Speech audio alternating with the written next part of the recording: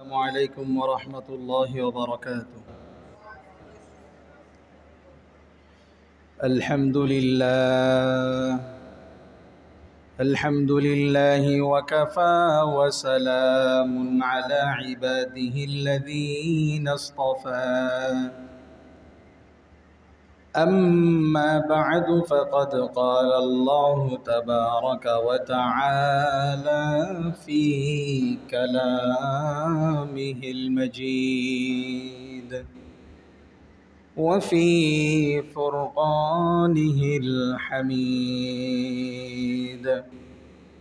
أعوذ بالله من الشيطان الرجيم.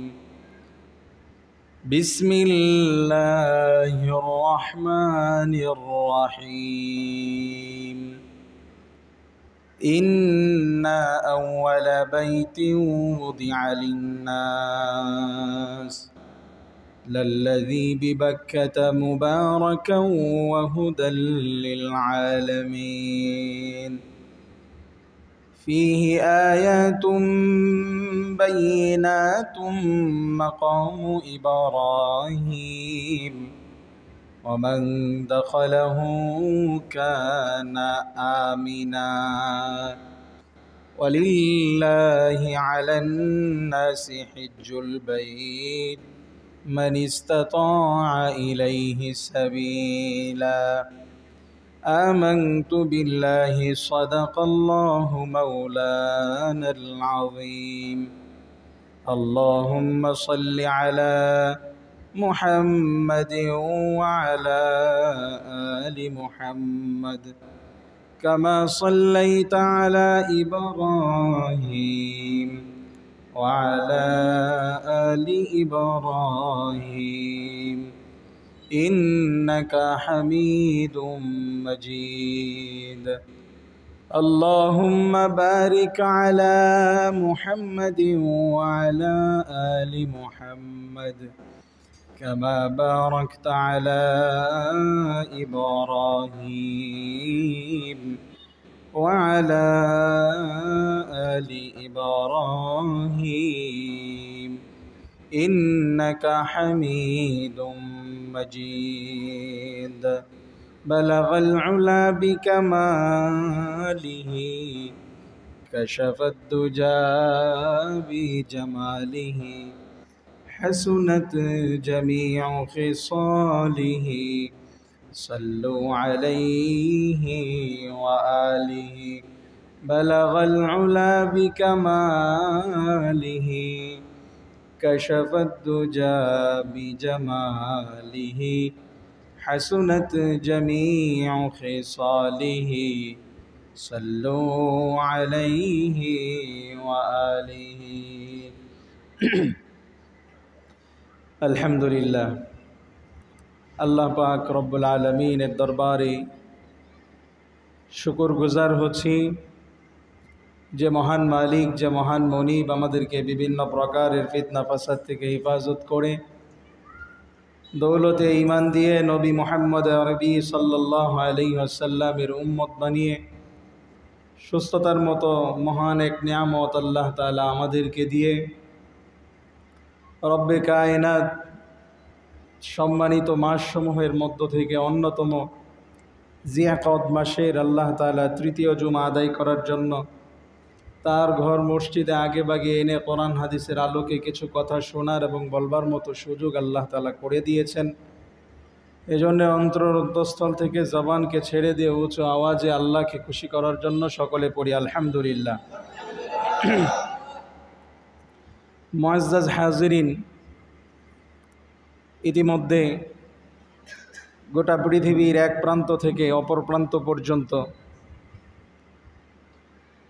যে সকল মুমিনরা তাদের অন্তরের ভিতরে বাইতুল্লাহকে ধারণ করেছিল, যারা হৃদয়ের সবচাইতে গহীনে যে জায়গাটাকে স্থান দিয়েছিল, যে জায়গা দর্শন করবে এ স্বপ্ন একজন মুমিনকে সবসময়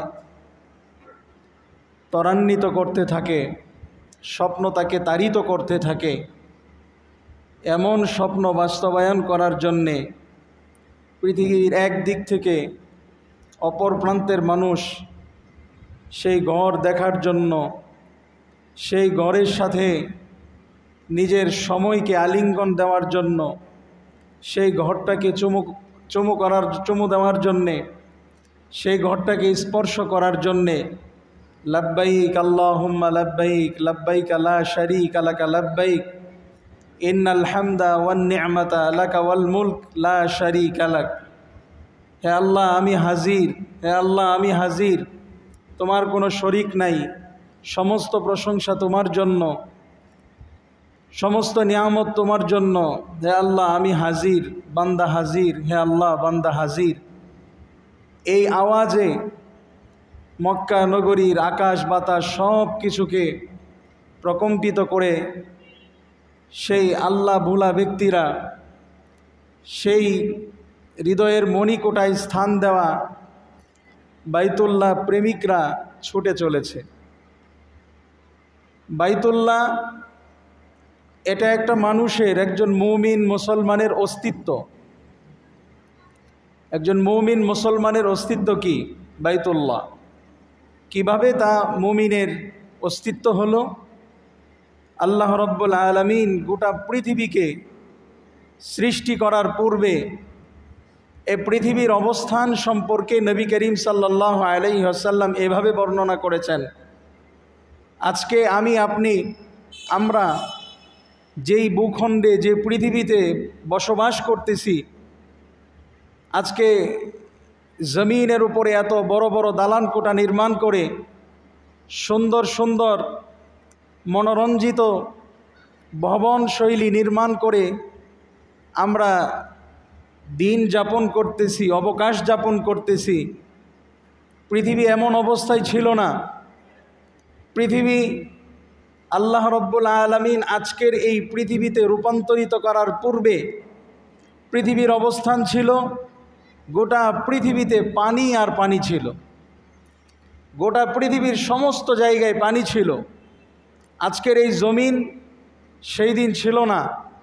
আল্লাহ রব্বুল আলামিন বাইতুল্লাহ আজকে যেখানে অবস্থিত, এই বাইতুল্লাহ আল্লাহ রব্বুল আলামিন ওই সময়টাতে একটু উঁচু জায়গায় রেখেছিলেন। আল্লাহ রব্বুল আলামিন যখন চাইলেন পৃথিবীকে তার পূর্ণ অস্তিত্বে আল্লাহ রব্বুল আলামিন আনবেন, আজকে আমরা যে পৃথিবীতে আমাদের বাসস্থান, বসবাস, এ পৃথিবীতে রূপান্তরিত করার ইচ্ছা যখন আল্লাহ তাআলা চূড়ান্তভাবে ব্যক্ত করলেন, তখন আল্লাহ রব্বুল আলামিন ওই যে গোটা পৃথিবী পানিময় পৃথিবী, ওই পানিময় পৃথিবীর ঠিক মধ্যভাগ যেখানে বাইতুল্লাহ অবস্থিত, ওই জায়গাটাকে আল্লাহ তাআলা নির্দেশ দিলেন। জায়গাটা নির্দেশ পেয়ে একটু নিচু হয়ে গেল। ইতিহাস লেখে, হাদিসে পাকে আল্লাহর নবী সাল্লাল্লাহু আলাইহি ওয়াসাল্লাম ইরশাদ করেন, ওই জায়গাটাকে নিচু করে দেওয়ার ফলে চতুর্দিক থেকে পানি সেই নিচু জায়গায় একেবারে প্রবাহিত হইতে লাগলো। চতুর্দিকের পানি যখন এক পাশের পানি অপর পাশের পানির সঙ্গে যখন সংঘর্ষ হয়, স্বাভাবিকভাবে আমরা দেখি স্রোত যখন কয়েক দিকের স্রোত একত্রিত হয়, তখন ওই স্রোত থেকে একটু ফেনা তৈরি হয়। ঠিক ওই সময়টাতে আল্লাহ রব্বুল আলামিন সেই নিচু জায়গাটাতে চতুর্দিক থেকে পানি আসার কারণে একটা ফেনা তৈরি হইল। সেই ফেনার আকৃতি একটা ইট পরিমাণ হইল। এরপরে আল্লাহ রব্বুল আলামিন সেখান থেকে গোটা পৃথিবীটাকে আজকের এই পৃথিবীতে রূপান্তরিত করেছেন। সেই মাটির পৃথিবীতে আল্লাহ রব্বুল আলামিন রূপান্তরিত করেছেন। সুবহানাল্লাহ। শুধু তাই না, আল্লাহ রব্বুল আলামিন কাবা যেহেতু, বাইতুল্লাহ যেহেতু মাটি থেকে আল্লাহ রব্বুল আলামিন তৈরি করলেন, পানিটাকে ক্রমান্বয়ে পর্যায়ক্রমে আল্লাহ তাআলা মাটিতে রূপান্তরিত করলেন। সেই রূপান্তরিত মাটি থেকে আজকের এই পৃথিবী।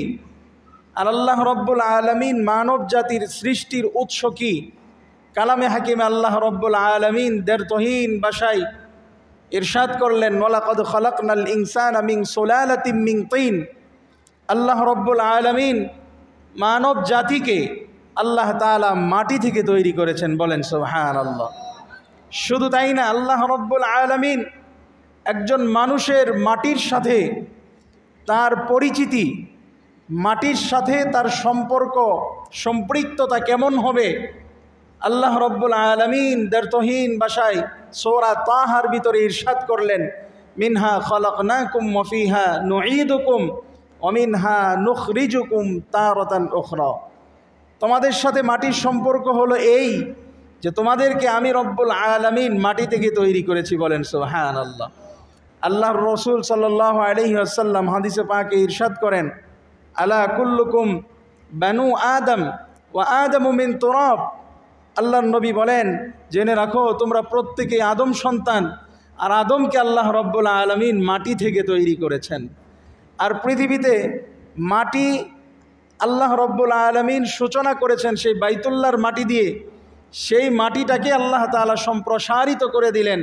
সম্প্রসারিত সেই মাটির সাথে আমাদের পরিচয় এভাবে আল্লাহ তাআলা করিয়ে দিলেন যে দেখো তোমরা মাটি থেকে তোমাদের সৃষ্টি, এটা সরাসরিও হতে পারে, অথবা তোমরা যে সকল খাদ্যের মাধ্যমে তোমাদের শরীরের বিশেষ একটা অবস্থার তৈরি হয়, তোমাদের শরীরে বিশেষ একটা উপাদান তৈরি হয়, ওই উপাদানটা তোমাদের খাদ্যের মাধ্যমে হয়ে থাকে, ওই খাদ্যটাও কিন্তু মাটি থেকে উৎপাদিত। এটা আল্লাহ রব্বুল আলামিন আমাদেরকে মাটির সাথে সম্পর্ক করিয়ে দিলেন যে এখান থেকে তোমাদের তৈরি, অমিনহা নুঈদুকুম। আবার এই মাটিতেই কিন্তু আমি তোমাদেরকে ফিরিয়ে নিব, মাটিতেই তোমাদেরকে আমি রব্বুল আলামিন ফিরিয়ে নিব। শুধু তাই না, ওয়ামিনহা নুখরিজুকুম তারাতান উখরা। আল্লাহ রব্বুল আলামিন বললেন যে ওই মাটি থেকে আমি তোমাদেরকে আবার পুনরায় উত্থিত করব। বলেন সুবহানাল্লাহ। একজন মানুষ আল্লাহ রব্বুল আলামিন তার সৃষ্টির উপাদান নিয়ে সে যদি চিন্তা করে, সে যদি গবেষণা করে, তাহলে অবশ্যই তার সৃষ্টির উপাদান তাকে বিনয়ী হতে বাধ্য করবে। কেন? যে তুমি কিসের বড়াই করতেছ, তোমার কিসের এত হাপকি দাপকি, তোমার কিসের এত মর্যাদার বহির প্রকাশ তুমি করতে চাচ্ছ? তুমি কি একটু চিন্তা করে দেখো না তোমার সৃষ্টিটা কোত্থেকে হলো? একটা নগণ্য একটা পানি, যে পানিটা মাটির থেকে উৎপাদিত, আল্লাহ রব্বুল আলামিন এই নগণ্য পানি দিয়ে তোমাকে মানুষ হিসেবে আল্লাহ তাআলা ক্রমান্বয়ে রূপান্তরিত করলেন, তোমাকে পরিপূর্ণতায় আনলেন। যেই মাটি থেকে, ওই মাটিতেই আবার তোমাকে যেতে হবে। তোমার মতো পৃথিবীতে অনেক ক্ষমতাধর, অনেক শক্তিধর, অনেক অর্থবিত্তের, অনেক অর্থবৈভবের মালিক ছিল, কিন্তু তাদের প্রত্যেকের ঠিকানা এই মাটির গড় হয়েছে। শুধু হয়েছে এমনটা নয়, তার সমস্ত সম্পদ, তার সম্পদ আভিজাত্য এবং তার দাপট সব কিছুকে মাটির উপরে রেখে এরপরে তাকে মাটি দিয়ে যাওয়া লেগেছে। প্যারা হাজরিন, এজন্যে মাটির সাথে আমাদের একটা সম্পর্ক।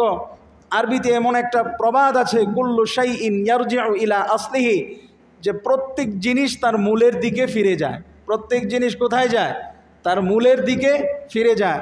আজকে আমরা দেখি নদী নালা, খাল বিল, এই যে পানিগুলো আমরা দেখি, অথই পানি, যেই পানির এপার তাকালে ওপারে দেখা যায় না, এমন পানিগুলো দিন শেষে, রাত শেষে, বা এটার যে ক্রমবিন্যাস আছে, এটার শেষে পানিগুলো যায় কোথায়?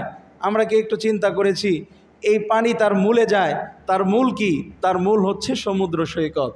এই পানিগুলো যেরকম প্রত্যেকটা জায়গার পানি, এগুলো যেরকমভাবে তার মূলে চলে যায়, একজন মুমিন মুসলমান তার মূল হইল বাইতুল্লাহ। তার মূল কি?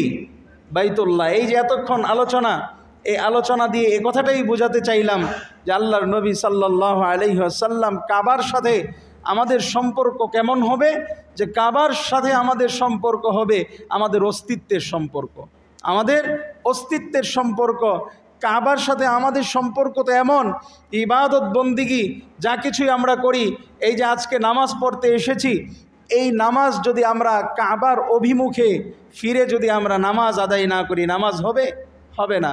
মৃত্যুর পরে আমাদেরকে কবরের ভিতরে শায়িত করা হবে, আমাদেরকে শোয়ানো হবে, সেই শোয়ানোর পদ্ধতিতেও আমাদেরকে সেই কাবামুখী করে, বাইতুল্লাহমুখী করেই আমাদেরকে করা হবে। এজন্যে কাবার সাথে আমাদের জীবন মরণ, আমাদের অস্তিত্ব, আমাদের পুনরুত্থিত সব কিছুর একটা ওতপ্রোত সম্পর্ক, আমাদের অস্তিত্বের সম্পর্কের জানান দেয় এই বাইতুল্লাহ শরীফ। পেয়ারা হাজরিন, এই বাইতুল্লাহ শরীফকে জিয়ারত করার জন্য আল্লাহ প্রেমিক লোকেরা ছুটে চলেছে। আল্লাহ রব্বুল আলামিন এই বাইতুল্লাহর মর্যাদাকে এমন করেছেন, এমন জায়গায় বাইতুল্লাহর মর্যাদাকে রেখেছেন। পৃথিবীতে যত জায়গা আছে সমস্ত জায়গার ভিতরে আল্লাহ রব্বুল আলামিন এই বাইতুল্লাহকেই আল্লাহ তাআলা আগে বিনির্মাণ করছেন। কালামে হাকিমে সূরা বাকারা আল্লাহ রব্বুল আলামিন বলেন, ইন্না আউওয়ালা বাইতি উযিআ লিন-নাস লাল্লাযী বিবাক্কাতা মুবারাকাও ওয়া হুদাল লিল আলামিন।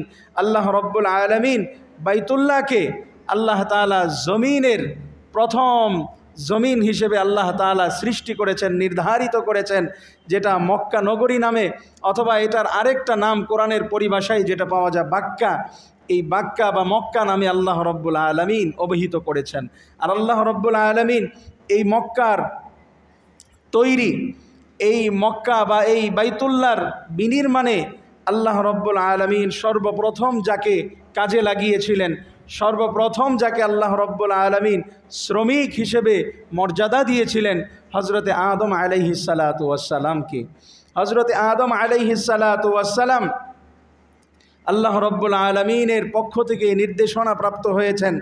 আল্লাহ তাআলা যখন তাকে জান্নাত থেকে দুনিয়াতে পাঠিয়ে দিলেন, আল্লাহ রব্বুল আলামিন দুনিয়াতে পাঠানোর পরেই কিন্তু যখন আদম আলাইহিসসালাতু ওয়াসসালামকে দুনিয়াতে পাঠানোর জন্য পূর্ণ পাক্কা ইরাদা আল্লাহ রব্বুল আলামিন করলেন, তখনই কিন্তু আল্লাহ তাআলা ওই যে ক্রমধারায় আল্লাহ তাআলা দুনিয়াকে অস্তিত্বে এনেছেন। পেয়ারা হাজরিন, এরপরে আল্লাহ রব্বুল আলামিন হজরতে আদম আলাইহিসসালাতু ওয়াসসালামকে শরণদ্বীপ পাহাড়ে আল্লাহ রব্বুল আলামিন তাকে নামিয়ে দিলেন, যেটার অবস্থান হচ্ছে শ্রীলঙ্কায়।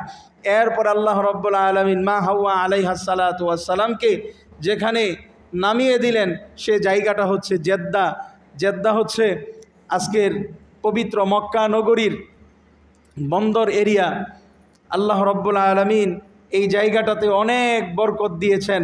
আল্লাহ রব্বুল আলামিন মা হাওয়া এবং আব্বাজান হজরত আদম আলাইহিসসালাতু ওয়াসসালামকে একত্রিত করেছিলেন। একজন আরেকজনকে খোঁজাখুঁজি করতে করতে করতে করতে একটা পর্যায়ে গিয়ে তারা আজকের যে এই মক্কা নগরী, এই মক্কা নগরীর জেদ্দায় গিয়ে আল্লাহ রব্বুল আলামিন উভয়কে আরাফার ময়দানে আল্লাহ তাআলা তাদেরকে সাক্ষাৎ করিয়ে দিয়েছিলেন। বলেন সুবহানাল্লাহ। এজন্যে আরব দেশের প্রত্যেকটা জায়গা, প্রত্যেকটা স্থান মুমিন মুসলমানদের অস্তিত্বের জানান দেয়। মুমিন মুসলমানদের ইতিহাস, ঐতিহ্য, তাদের তাহজিব তামাদ্দুনকে ধারণ করে। পেয়ারা হাজরিন, আল্লাহর নবী সাল্লাল্লাহু আলাইহি ওয়াসাল্লাম এজন্য আল্লাহ তাআলা তার মধ্য দিয়ে আমাদেরকে জানিয়েছেন যে আল্লাহ তাআলা এই মক্কা নগরীকে গোটা পৃথিবীর ভিতরে সবচাইতে নিরাপদ জায়গা হিসেবে স্বয়ং আল্লাহ রাব্বুল আলামিন ঘোষণা দিয়েছেন। ইন্না আউওয়ালা বাইতি উযিআ লিন-নাস লাল্লাযী বিবাক্কাতা মুবারাকাও ওয়া হুদাল লিল আলামিন ফীহি আয়াতুম বাইয়িনাতুম মাকামু ইব্রাহিম। আল্লাহ তাআলা বলতেছেন এতে অনেক নিদর্শনাবলী আল্লাহ রাব্বুল আলামিন রেখেছেন। তন্মধ্য থেকে মাকামে ইব্রাহিম, যেখানে হাজী সাহেবরা গিয়ে নামাজ আদায় করে তাদের দিলকে প্রশান্ত করে, তাদের সে অস্থির অন্তরকে তারা স্থির করে, সেই মাকামে ইব্রাহিমে তারা 2 রাকাত নামাজ পড়তে পারলে নিজেকে ধন্য মনে করে। কথা ঠিক কিনা পেয়ারা হাজিরিন? পেয়ারা হাজিরিন, আল্লাহ রাব্বুল আলামিন এরপরে বলতেছেন নমান দাখালাহু কানা আমিনা। এই জায়গায়, এই মক্কা নগরীতে বাইতুল্লাহ যে ব্যক্তি প্রবেশ করবে সে যদি আল্লাহ রাব্বুল আলামিনের নিরাপত্তায় এই ব্যক্তিটা চলে যায়, ওমান দাখালাহু কানা আমিনা, আল্লাহ রাব্বুল আলামিন এই জায়গাটাকে নিরাপদ জায়গা হিসেবে ঘোষণা করেছেন। বলেন সুবহানাল্লাহ। সুনির্ধারিত কারণ ব্যতীত শত্রুকেও সেখানে কোনো ব্যক্তি হত্যা করতে পারবে না, এটা আল্লাহ রাব্বুল আলামিনের নির্দেশ। এত নিরাপদ জায়গা হিসেবে আল্লাহ রাব্বুল আলামিন এই জায়গাটাকে মর্যাদায় উন্নীত করেছেন। পেয়ারা হাজরিন, এই কাবা শরীফ এটার অনেক ফজিলত। রসুল করিম সাল্লাল্লাহু আলাইহি ওয়াসাল্লাম হাদিসে পাকে ইরশাদ করেন, যে ব্যক্তি বাইতুল্লাহ, আল্লাহ রাব্বুল আলামিন প্রতিদিন এই বাইতুল্লাহর উপরে 120টি রহমত নাজিল করেন। সুবহানাল্লাহ। প্রতিদিন আল্লাহ রব্বুল আলামিন 120টি রহমত নাজিল করেন। তন্মধ্য থেকে 60টি রহমত যারা তাওয়াফ করে, হাজি সাহেবরা অথবা যারা উমরা করতে যায় এমন ব্যক্তিরা যখন তাওয়াফ করে, আল্লাহ রব্বুল আলামিন এই তাওয়াফের মধ্য দিয়ে তাকে 60 প্রকারের রহমত আল্লাহ তাআলা তার নসিবে জুটিয়ে দেন। বলেন সুবহানাল্লাহ। এরপরে আল্লাহ রব্বুল আলামিন 40টা রহমত দেন যারা বাইতুল্লাহকে সামনে রেখে ইবাদত বন্দিগি করে। বাইতুল্লাহকে সামনে রেখে যারা ইবাদত বন্দিগি করে, যেরকম আমরা আছি, আমাদেরও কিন্তু ক্রমান্বয়ে কিন্তু বাইতুল্লাহ আমাদের সামনে রেখেই আমরা ইবাদত বন্দিগি করি। অনেকে প্রশ্ন করতে পারে যে হুজুর, আসলে বাইতুল্লাহর অবস্থান আমাদের বাংলাদেশ থেকে প্রায় 19 মাইল উপরে। আমাদের বাংলাদেশে আমাদের ভৌগোলিক যে অবস্থান, এই ভৌগোলিক অবস্থান থেকে বাইতুল্লাহর অবস্থান 19 মাইল, অনেক উঁচা। তাহলে আমরা যে এই কাবার দিকে বা বাইতুল্লাহর দিকে মুখ করে নামাজ পড়তেছি, হিসেবে তো আমরা কাবার নিচে, কাবা আমাদের উপরে। অথবা অনেকে এমন প্রশ্নও করতে পারে যে হুজুর, যারা বিমান দিয়ে চলাচল করে তারা ওইখানে যে নামাজ পড়ে, কাবা বা বাইতুল্লাহ তো আমরা দেখি নিচে, তাহলে উপরে তারা নামাজ আদায় করতেছে, তার মানে তাদের থেকে কাবা অনেক নিচে। এরকম একটা প্রশ্ন অনেকের ভিতরে চলে আসে। আল্লাহ রব্বুল আলামিন এই প্রশ্নের সমাধান দিয়েছেন। সমাধানটা আল্লাহ রব্বুল আলামিন কালামে হাকিমে দিয়েছেন। ওমা তাহতা সারা, নবী করিম সাল্লাল্লাহু আলাইহি ওয়াসাল্লাম বলেন যে আল্লাহ রব্বুল আলামিন যখন বাইতুল্লাহ নির্মাণ করতে চাইলেন, এ বাইতুল্লাহর উপরে এবং নিচে এটার অবস্থান কতটুকু আল্লাহর নবী বলতেছেন, জিবরাইল আলাইহিস সালাতু ওয়াস সালামকে যখন এই কাজ করার জন্য, বাইতুল্লাহর কাজ করার জন্য নির্দেশনা প্রদান করা হইল, হযরত জিবরাইল আলাইহিস সালাতু ওয়াস সালাম তুরে সিনা এবং ইয়ালামলাম এবং কোহে তুর সহ 5টি এরকম ফজিলতমণ্ডিত পাহাড় থেকে তিনি পাথরকে সংগ্রহ করলেন। সেই পাথরগুলোকে দিয়ে হজরত জিবরাইল আলাইহিস সালাতু ওয়াস সালাম, হজরত আদম আলাইহিস সালাতু ওয়াস সালামের নেতৃত্বে হজরত জিবরাইল আলাইহিস সালাতু ওয়াস সালাম যেই ভিত্তিপ্রস্তর স্থাপিত করলেন, সেটা তাহতা সার, 7 তবক জমিনের নিচ থেকে। বলেন সুবহানাল্লাহ। 7 তবক জমিনের নিচ থেকে। সুতরাং কোনো ব্যক্তি যদি সমুদ্রের নিচেও ইক্তেদা করে, কাবাকে সামনে রেখে সে ইবাদত বন্দিগি করে, তাহলে কি কাবা তার সামনে আছে না নাই? কাবা তার থেকে দূরে না অদূরে? বুঝেন নাই মনে হয় কথাটা। কাবা কি তার থেকে দূরে না অদূরে? কাবা তো অবশ্যই তার সামনে। কেন? আল্লাহর নবী তো আমাদেরকে বলেছেন, আল্লাহ তাআলা তাহতা সার, যে 7 তবক জমিনের নিচে এর ভিত্তিপ্রস্তর আল্লাহ রাব্বুল আলামিন প্রতিষ্ঠিত করেছেন। শুধু তাই না, এটা উপরে কতটুকুন?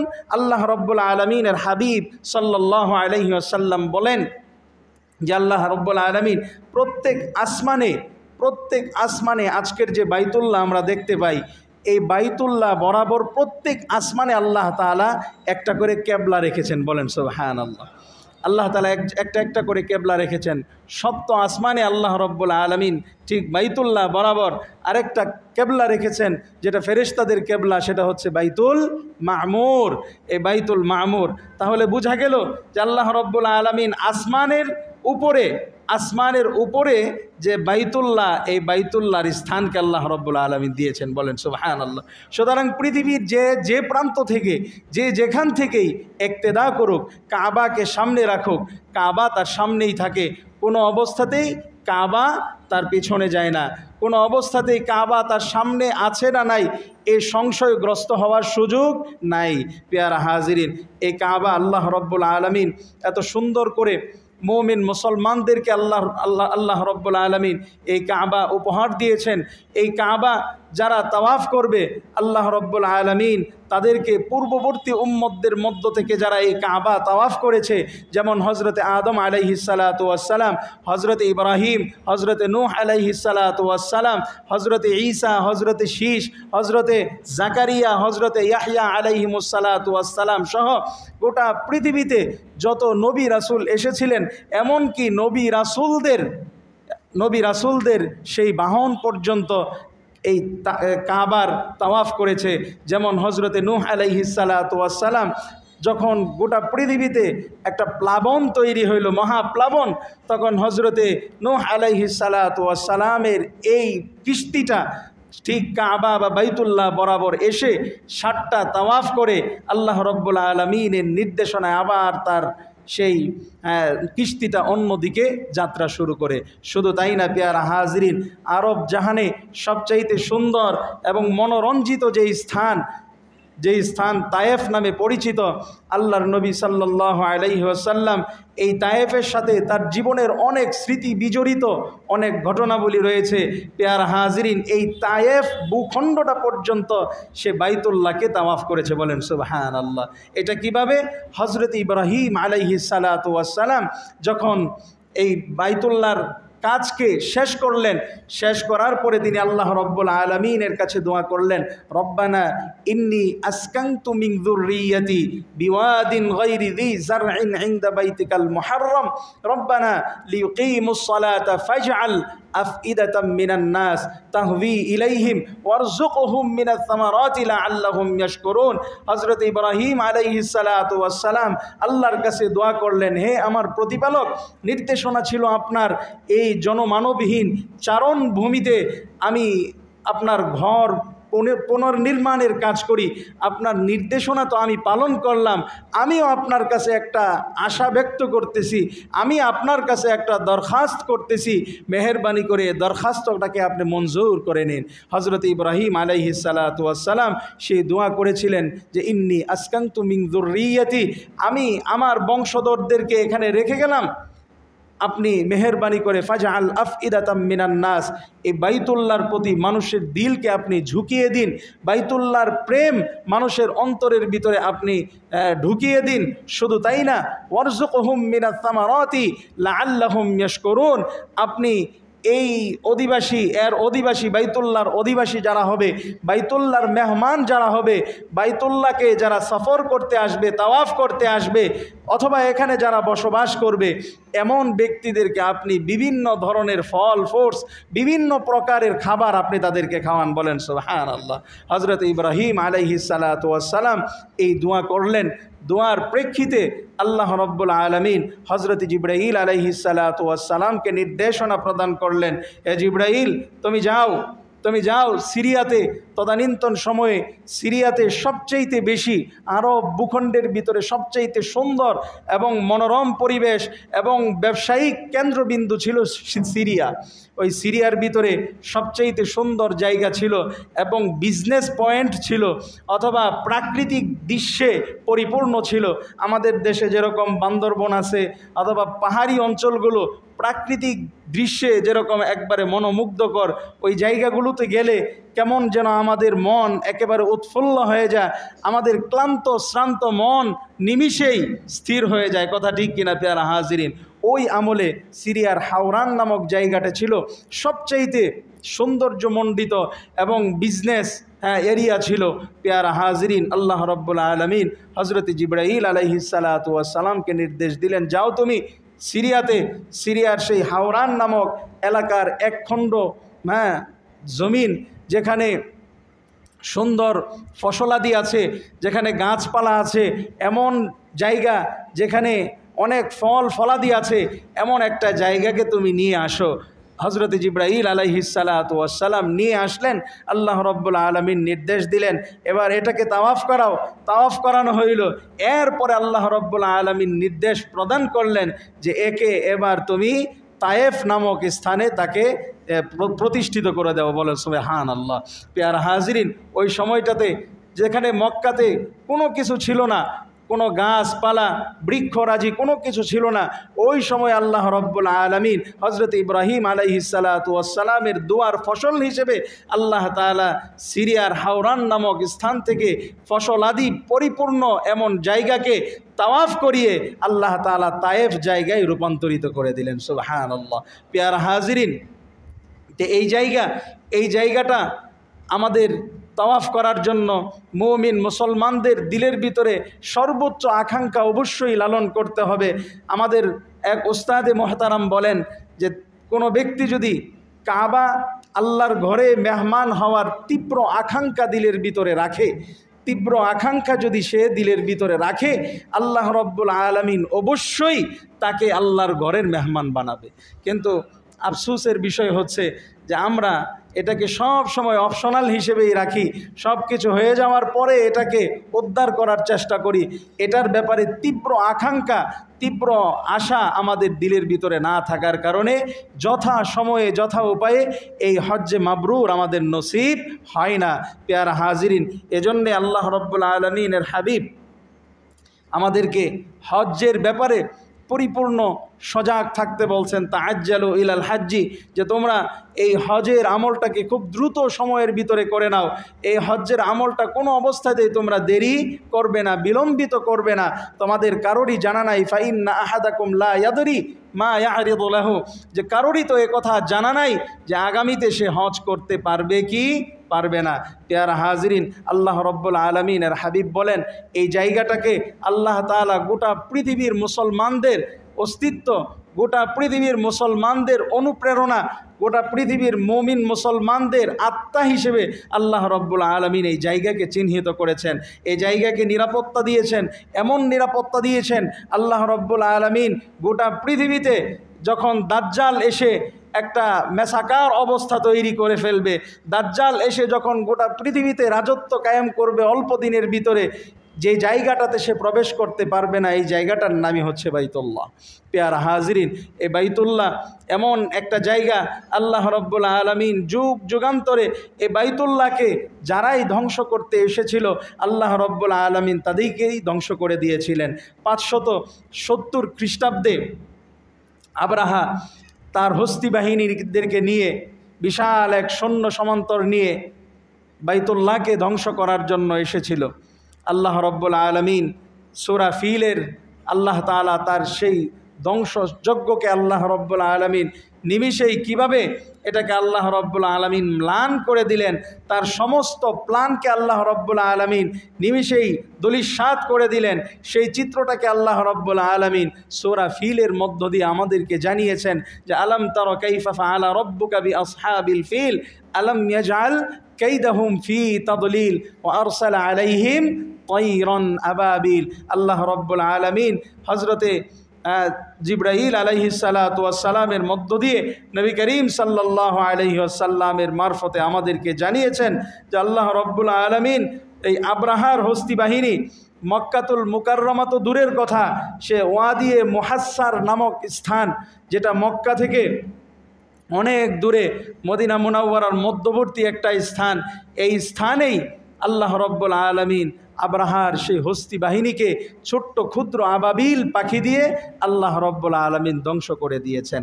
এজন্যে পেয়ারা হাজিরিন, বাইতুল্লাহ যতদিন পর্যন্ত মুমিন মুসলমানদের ঐক্যের জায়গা হিসেবে পরিপূর্ণ থাকবে, মুমিন মুসলমানের অন্তরের ভিতরে বাইতুল্লাহর স্থান যতক্ষণ পর্যন্ত মানে সব কিছুর উপরে থাকবে, বাইতুল্লাহ কেন্দ্রিক সব কিছু যখন মানুষ করা শুরু করে দিবে, তখনই আল্লাহ রব্বুল আলমিন মুমিন মুসলমানদেরকে পূর্ণ বিজয় দান করবেন। পূর্ণ বিজয় আল্লাহ রব্বুল আলমিন মুসলমানদেরকে দান করবেন। এজন্যে পেয়ারা হাজিরিন, হজ্জের মৌসুম চলে আসছে। আমাদের যাদের উপরে হজ ফরজ, আমরা এখন থেকে দৃঢ় প্রত্যয় গ্রহণ করি আমরা হজ সেরে নিব। আর যাদের উপরে হজ ফরজ হয় নাই, আল্লাহ রব্বুল আলমিনের কাছে তীব্র আকাঙ্ক্ষা সহকারে, তীব্র তামান্না দিলের ভিতরে পোষণ করে, চোখের পানি ফেলে আল্লাহ রব্বুল আলমিনের কাছে দোয়া করব যেন আল্লাহ রব্বুল আলমিন আমাদেরকে তার ঘরের মেহমান বানান। পেয়ারা হাজিরিন, আল্লাহ রব্বুল আলমিনের ঘর দেখা, এটাকে স্পর্শ করা, চুম্বন করা, দেখে অশ্রুসিক্ত হওয়া, এর চাইতে সৌভাগ্যের বিষয় একজন মুমিন মুসলমানের আর কিছুই হতে পারে না। একজন মুমিন মুসলমান সে সারা জীবন তার গল্প শুনে, তার ছবি সে অন্তরের ভিতরে অঙ্কন করে, তার মাহাত্ম্য, গুরুত্ব, তার ফজিলতের কথা শুনতে শুনতে মুমিন মুসলমানের দিলটা যখন বেকারার হয়ে যায়, অস্থির হয়ে যায়, এই সময়টাতে আল্লাহর ঘরকে সামনে দেখা, এটা একজন মুমিন মুসলমানের জীবনের সবচাইতে বড় অর্জন, জীবনের সবচাইতে বড় অর্জন। আল্লাহ রব্বুল আলমিনের কাছে আমরা সকলেই দোয়া করব, আল্লাহ তাআলা আমাদের সকলকেই যেন হজ্জে মাবরুর নসিব করেন। সকলে বলুন আমিন। আল্লাহ রব্বুল আলমিন এ পর্যন্ত যে কথাগুলো হয়েছে, আমি সহ সকলকে এ কথাগুলোর উপরে পূর্ণ মাত্রায় আমলের তৌফিক দান করুন। ওমা আলাইনা ইল্লাল বালাগ ওয়া আখিরু দাওয়ানা আনিল হামদুলিল্লাহি রাব্বিল আলামিন।